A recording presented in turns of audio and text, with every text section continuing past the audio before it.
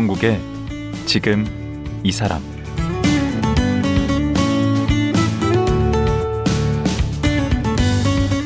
안녕하세요. 강원국입니다. 올해로 지방의회가 부활한 지 꼭 30년이 됐습니다. 1949년 지방자치법이 만들어졌지만 5.16 군사 쿠데타로 중단된 이후 1991년에 부활했으니까요. 그런데 바로 오늘이 지방자치의 날입니다. 지방자치, 지방분권, 지방정부, 참 복잡하고 어려운 말들이 많은데요. 오늘은 이 지방자치에 대한 얘기를 좀 나눠볼까 합니다. 평범한 셀러리맨에서 3년 전 대전시의회 시의원으로 선출된 홍종원 의원을 초대했습니다. 올해 대한민국 자치발전 대상 시상식에서 광역부문 대상을 수상하셨는데요. 초선 의원이 경험한 지방자치는 어땠을까요? 홍종원 의원을 만나봅니다.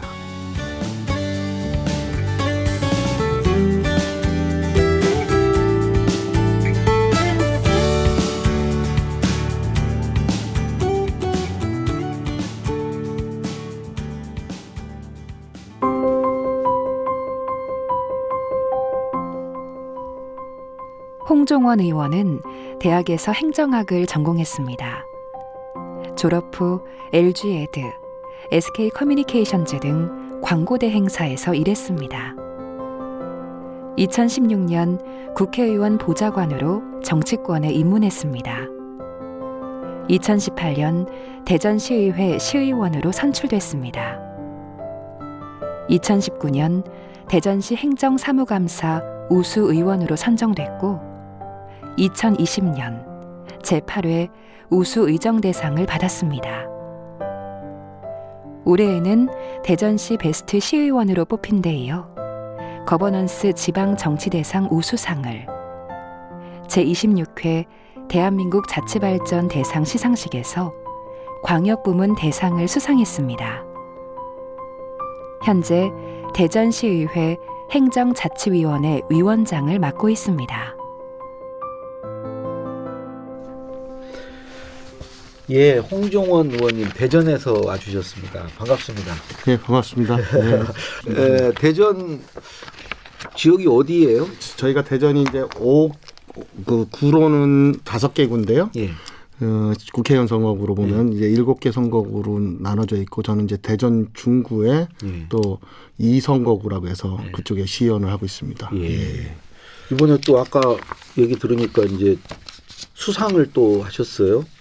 예. 제26회 대한민국 자치발전 광역부문 그것도 대상. 예. 축하드리고요. 네네. 근데 지금 초선이시잖아요. 네, 그렇습니다. 네. 그 초선으로서 이렇게 대상까지 받으셨네요. 뭘 이렇게 의정활동을 잘하셔서 받았다고 생각하세요? 제가 사실은 의원 되면서 생각했던 거는 그 광역의원도 어떻게 보면 우리 주민들과 굉장히 밀접하게 움직이는 생활 정치를 하는 사람들이라고 봅니다.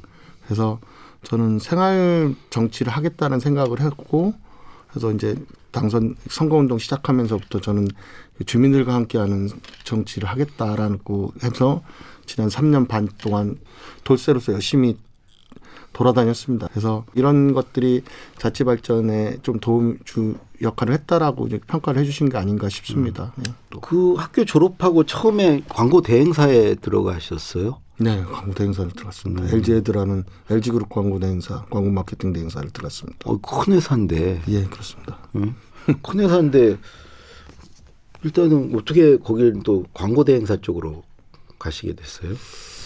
이 광고 대행사에 그때 이제 행정학 출신들이 광고 대행사 오는 거는 제가 전공을 행정학 하셨던데. 예. 그런데 제가 뭐 학교 들어가면서 이제 뭐 부모님의 이런 뜻도 있었고 그래서 살짝 고시도 준비는 했었습니다. 그런데 이제 우리 고시가 돼서 이제 지금 공무원 생활 하시는 우리 동기들에 비하면 노력을 안 한 거죠. 그러고 나서 제가 뒤늦게 이제 어떤 광고, 홍보 이런 마케팅에 대한 공부를 책도 좀 보면서 그때 광고 이쪽에 마케팅 이런 데가 이쪽이 또 매력적인 부문이겠다라는 생각으로 아예 이제 방향을 전환했었던 거죠. 그럼 대행사에 얼마나 근무하신 거죠? 제가 6년 정도 있었습니다. 그러면 6년 있다가 또 왜 나오셨는 거예요?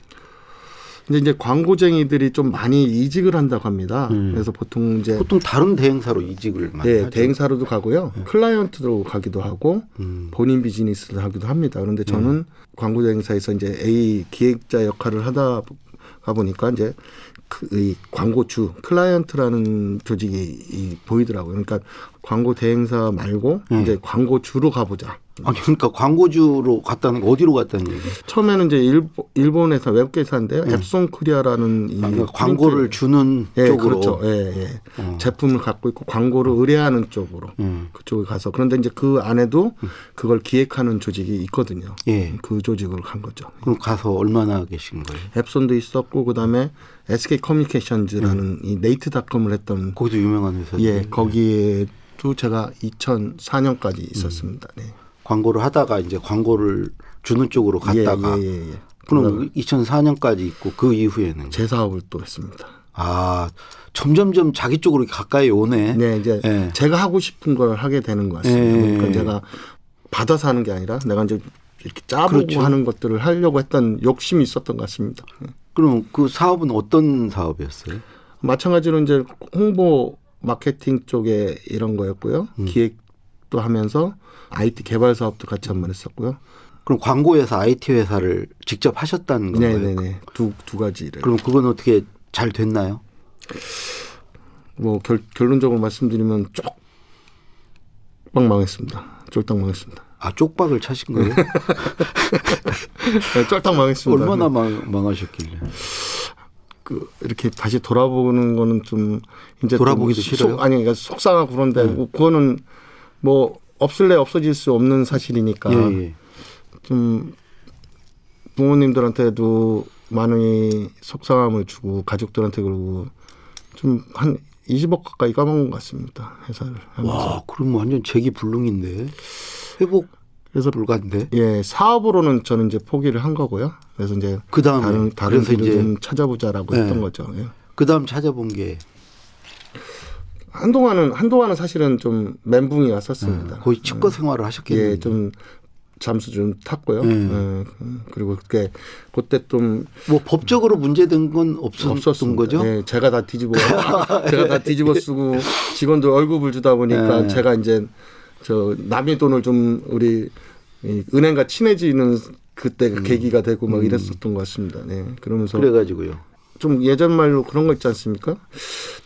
나쁜 거는 한꺼번에 온다는 얘기가 있어서. 예, 그렇죠. 그때 막 안 좋을 때 저희 아버님도 갑자기 폐암으로 돌아가셨고 그래서 그 돌아가시고 나서 한동안은 제가 방황을 좀 했었죠. 그리고 좀 지나고 나서 한 1년 가까이 방황하다가 다시 이제 배운 게 도둑질이라고 그쪽 이제 광고 마케팅 이런 행사 뭐 이런 컨벤션 이런 쪽에 회사에 이제 제가 이제 프리랜서로 이제 활동을 하면서 이제 제가 이제 경력을 쌓고 있었으니까요. 그 일을 하다 보니까 이제 정치 이벤트를 좀 하게 됐었습니다. 그러다 보니까 이제 예를 들면 대통령 후보 합동 연설회라든가 뭐 이런 것들을 좀 같이 진행을 하면서 이제 정치에 계셨던 분들하고 이제 당에 계신 분들하고 이제 좀 알게도 되고 그리고 또 나중에 이제 돌이켜 이제 나이가 어느 정도 돼 보니까 제가 이제 행정학을 하면서 공적인 일을 그때 너무 일찍 포기했다라는 거에 대한 좀 약간의 갈망 아니면 또는 뭐 이런 생각이 있었던 것 같아요. 있었던 것 같습니다. 그러니까 그래서 그 길을 좀 보자라고 생각. 보좌관 생활을 얼마나 하신 거죠? 보좌관을 2016년에 시작을 해서 제가 선거 2018 지방선거까지 3년? 짧게 3년 정도. 2년 뭐 좀 되는 것 같아요. 저도 보좌관 잠깐 해봤는데. 그래서 했어요. 그거 완전 슈퍼맨이 돼야 되는데. 일이 되게 많더라고요. 네, 맞습니다. 보좌관 생활은 어떠셨어요? 일이 많은 건 좋지 도리어 막 할 일이 없어서 그런 거는 저는 제 체질상 안 맞는 것 같아요. 그래서 보좌관 생활 저는 쉬는 날 없이 했어도 그 뭐 몸은 힘들었지만 저는 많은 걸 배웠다고 생각합니다. 짧지만 그리고 더군다나 제가 모셨던 이 국회의원께서 장애를 갖고 있는 중증 장애를 갖고 계셨던 분이셔서 제가 해야 될 역할이 더 많았습니다. 의원님 대신해서 지역사회 분들도 만나고 또 이렇게 더 폭을 넓힐 수 있었고 또 일도 더 빨리 배웠던 것 같습니다. 기간에 비해서. 그 원래 그 정도 하고 이제 출마를 본인 정치를 해야 되겠다고 원래 생각을 하셨었나 보죠. 예, 저는 이제 그 의원님하고 소개로 만났지만 의원님하고 이제 면담하면서 네. 너 정치에 대한 생각이 있냐 그래서 있습니다. 있습니다. 저도 어느 기회가 되면 저도 하고 싶습니다라고 얘기를 하면서 이제 시작을 했었고요. 예. 근데 그 의원 모셨던 의원의 지역구가 아닌 다른 쪽에 가서 출마를 하셨다고요? 예. 의원님이 그걸 안 주셨나 보고 말이에요. 지역구를. 그건 아니고요. 상황이 좀 안 맞았습니다. 그래서 제가 이제 태어난 출신 고향 지역이기는 하지만 중구라는 곳으로 제가 이제 사실은 중구가 굉장히 보수적이거든요. 대전에서. 그래서 일단은 험지네, 험지. 예, 도전을 한번 했었죠. 예. 그래서 결과가 어떻게 되죠? 당연히 됐으니까 지금. 예, 뭐 이랬는데 경선도 거쳤고요. 예. 그리고 굉장히 쉽지 않은 길을 했었습니다. 예. 누구나 봐도 경선에서 질 거라고 생각을 했던 제가 뭐 거기서 그동안에 활동했던 지역이 아니니까 당연히. 그래서 그러고 보니까 굉장히 낙승하셨던데. 저도 이제 가끔 누가 너는 정치 안 하냐 이제 이런 얘기 하는데 사실은 정치라는 게 뭐 배지 달려고 하는 건 아니잖아요. 그럼요. 뭔가 네. 이루고 싶은 게 있고 하고 싶은 말이 있어서 그 또 배지를 달아야 또 그걸 할 수 있는 기회와 자격이 주어지니까 이제 하는 건데 우리 홍 의원님께서는 내가 왜 정치를 해야 되겠다. 그게 있으셨을 것 같아요. 저도 이제 일반인으로 국민과 일반 시민으로 있을 때 느꼈던 게 우리가 생각하는 것들이 그냥 일방적으로 반영이 잘 안 되는 게 있습니다. 그냥 정부나 집행부의 입장에서는 정책이 결정되고 그러는데 근데 그런 게 제가 봤을 때 좀 많이 아쉬웠던 것 같습니다. 조금 더 귀를 좀 기울여주는 정치인들이 계셨으면 좋겠다. 그래서 작은 거 하나라도 좀 시민들의 말, 국민들의 말을 들어서 그게 정책화되고 그게 사업화되고 이렇게 이제 입법도 되고 하는 것들을 좀 작은 것 때부터 시작을 한번 해보자라는 생각을 좀 했던 것 같습니다. 그래도 막상 이렇게 해보시면 밖에서 보던 것과는 좀 다른 현실적인 문제들도 있을 테고 뜻대로 잘 안 되는 것도 있을 텐데 네. 막상 해보시니까 어떤가요? 지금 4년 차신데. 벽이 많은 것 같습니다. 아직도. 어떤 벽들이? 그러니까 저희들은 이제 주민들, 시민들의 목소리를 좀 더 가까이 들어서 대변한다고 하고 이제 어떤 집행부나 행정부한테 이러이러한 게 필요하다라고 했을 때 변화를 좀 두려워하는 게 있는 것 같고요. 그리고 조금 더 현실적인 걸로 이렇게 가야 되는데 그냥 본인들이 갖고 있는 틀에서만 아직도 그 안에서만 결정되고 그 안에 있는 재원이 부족함을 늘 문제 이유를 삼고 있는데요. 그런 부분은 굉장히 많이 벽에도 부딪히기도 하고요. 또 하나는 저희가 이제 지방의원들이 숙명적으로 갖고 있는 게 이제 저희는 이제 당 소속의 정당인입니다. 그러다 보니까 이제 지역에 우리 주민들이 원하는 어떤 방향과 정책 방향과 사업과 이런 거랑 다르게 또 정당에서 갖고 가는 방향이 좀 있을 때가 있습니다. 그래서 살짝 괴리나 좀 이렇게 다를 수가 있는 얘기들이 있는데 그럴 때 저희는 어쩔 수 없이 좀 당의 뜻을 따라갈 수, 왜냐하면 저희가 공천이라는 거는 또 정당으로부터 받는 거다 보니까 그런 걸 때 좀 아쉬움이 좀 많이 있습니다. 그래서 좀 죄송하기도 많지는 않지만 그런 일도 있을 수 있는 것 같습니다. 그리고 되게 완곡하게 말씀하시는데 그러니까 소속되어 있는 정당과 또 그 행정 쪽 말씀하시는 거죠? 저 앞에 얘기했던 거. 네, 행정 쪽입니다. 그러니까 뭐 시청이라든가 이런 그렇습니다. 쪽에서 제약이 많다. 네, 맞습니다. 저희는 지방 의원으로서 저희는 막 이거 당장 할 수 있을 것 같은데 이거 뭐 예산도 별로 안 들고 이거 뭐 옆에 좌우를 봐도 크게 뭐 이걸 추진하는 데 문제가 없는데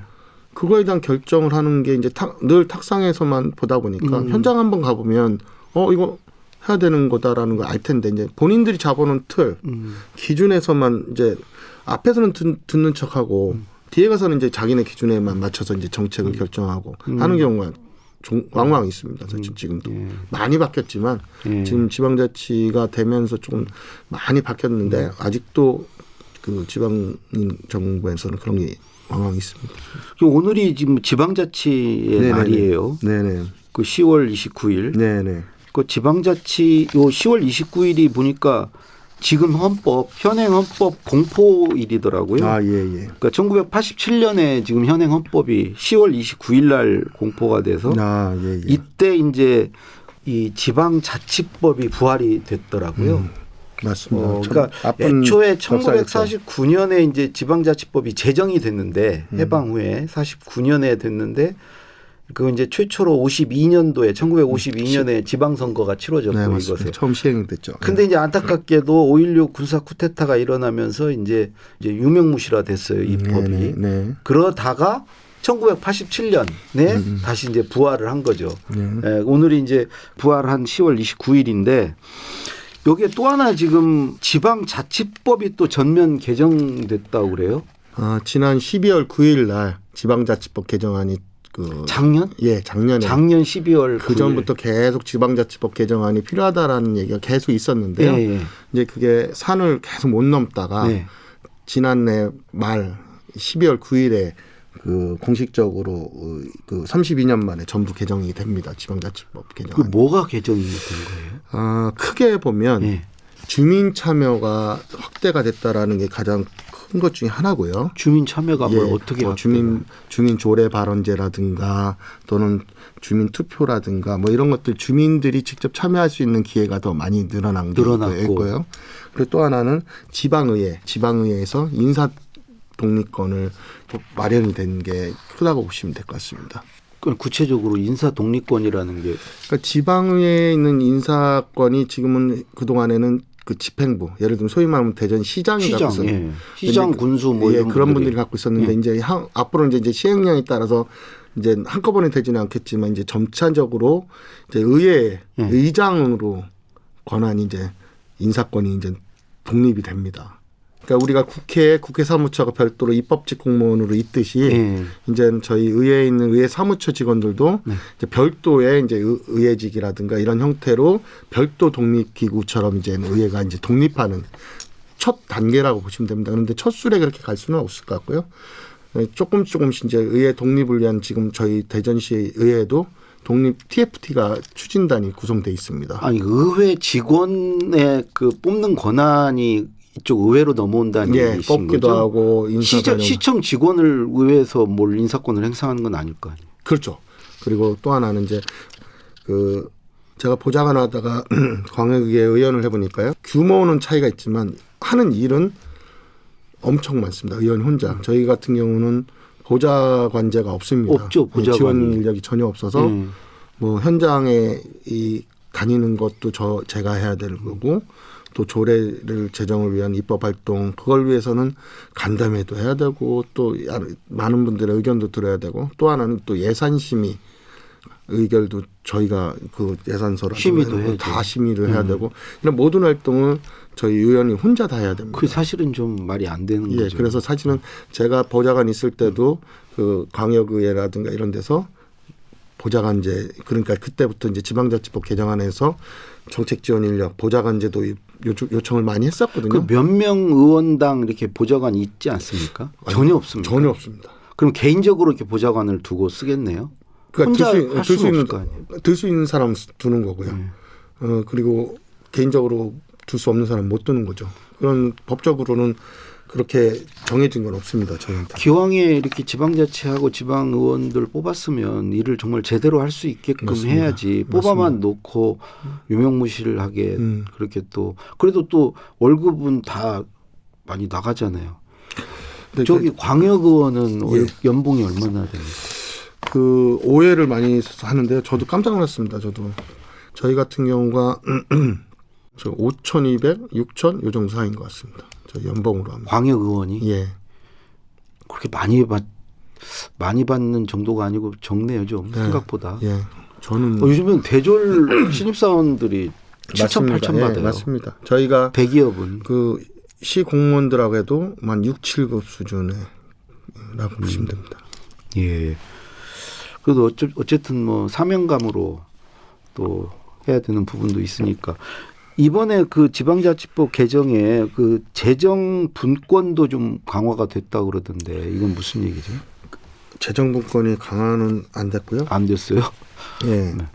재정 분권이 필요하다라는 거는 어떻게 보면 그 자치단체의 어떤 재정 자율성을 확대해 주는 거거든요. 더 많이.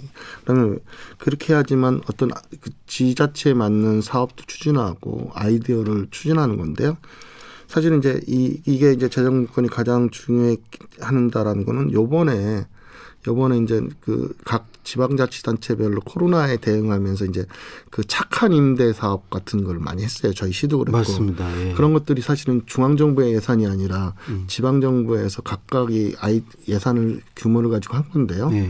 거기에 이제 재정분권이 충분히 갈 수 있게끔 재정분권을 위한 법적 제도적 기반이 마련되면 그런 예를 들면 대전시와 옆에 있는 다른 시가 지금 당장 필요한 게 다를 수가 있지 않습니까? 예. 근데 여기 지금은 그냥 일방적으로 얼마 이렇게 뿌려주는 형태거든요. 예. 요거 가지고 당신 해 이라는데 예. 우리는 이런 게 필요하니까 이런 거를 아이디어를 가지고 하면 그런 맞는 재정이 투입되는 이런 형태가 재정분권이 돼야 되는데 그러니까 코로나 같은 착한 임대인 사업이라든가 이런 거 같은 경우는 지역에서는 더 확대를 해야 되는데도 불구하고 그걸 가지고 하는 데는 한계가 있는 거죠.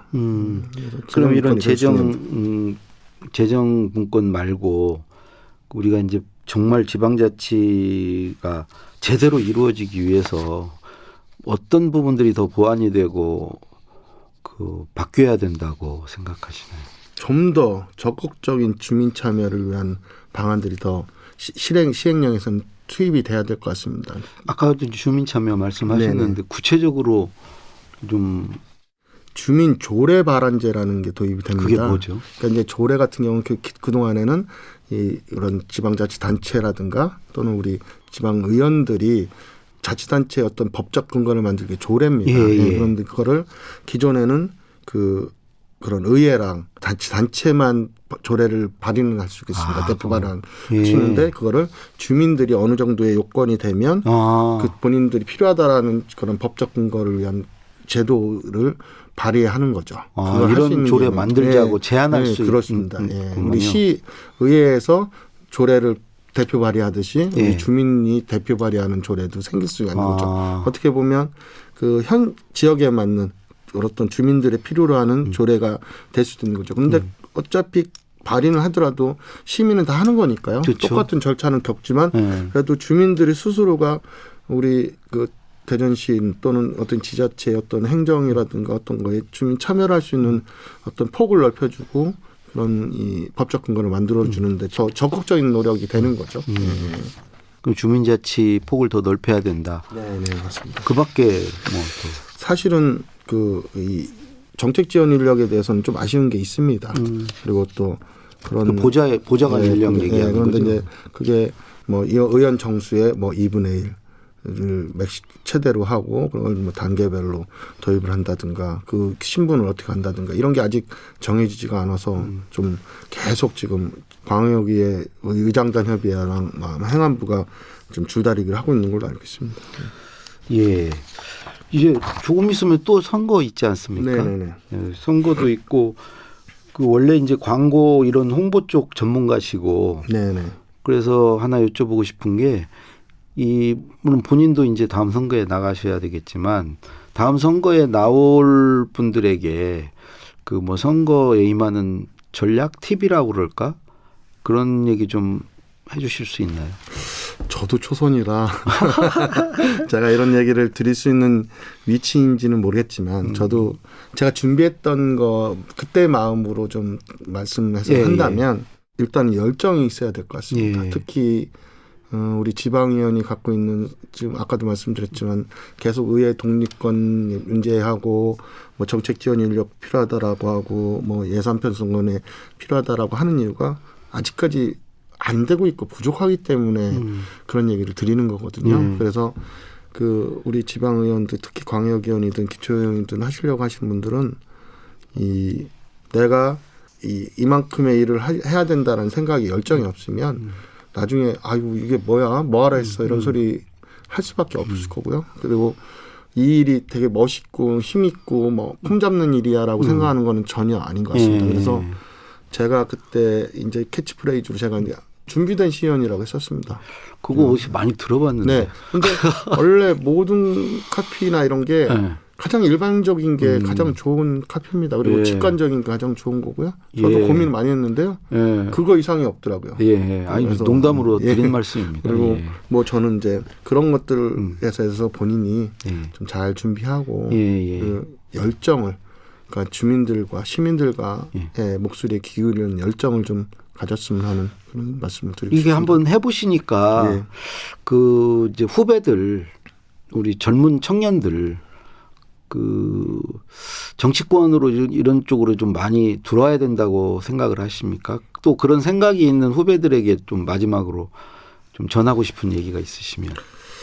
그분들이 확실히 아이디어적으로는 훨씬 더 뛰어나고 지금 이제 이 정치도 불가리가 돼야 돼요. 조금 더 아이디어적으로 물갈이라는 말씀은 또 이렇게 또 오해가 될 수가 있어서 그건 아니고요.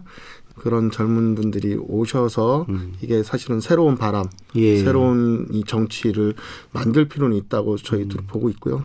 그래야 될 것 같고요. 대신에 5대 옛날에 정치를 하셨던 우리 선배들의 모습 그것만은 따라가지 않고 좀 새롭게 그게 나쁘다는 게 아니라 새로운 어떤 정치 새로운, 기풍을 좀 만들어갔으면 좋겠습니다. 그냥 와서 또 같이 가는 그거는 새로운 사람이 들어온 게 아니기 때문에 본인들이 갖고 있는 색깔과 열정을 좀 보여주고 새로운 어떤 아이디어를 좀 정치에도 불어넣어주면 좋지 않을까 이런 생각이 듭니다. 예, 오늘 말씀 감사하고요.